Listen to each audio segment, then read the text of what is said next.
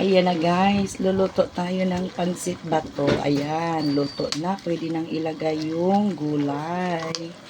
Ayan. Ilagay na natin yung gulay. Ayan, magic.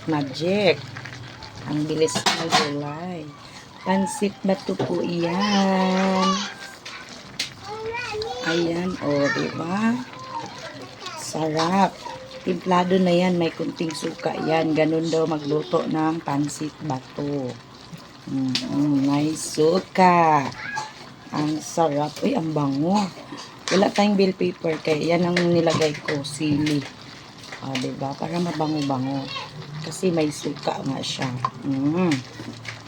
Yummy. Pansit bato. Kayo dyan.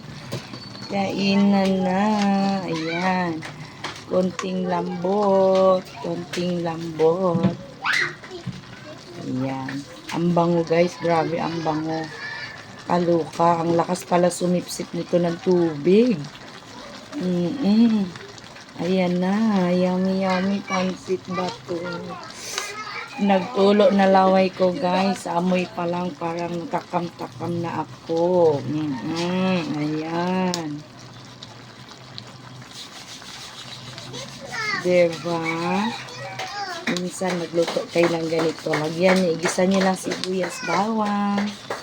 Tapos, lagay niyo yung pansit bato. Anong lagay niyo? Baboy or manok? Ayan, akin manok ang nilagay ko dyan. Yun lang ang karne ko. Ayan, tapos gulay. Lagyan nyo ng kunting toyo para hindi maputla. Tapos, kunting suka na rin. Ayan, para daw yummy. Pag mayroong suka. Ayan, ang charap. Let's eat pansit bato.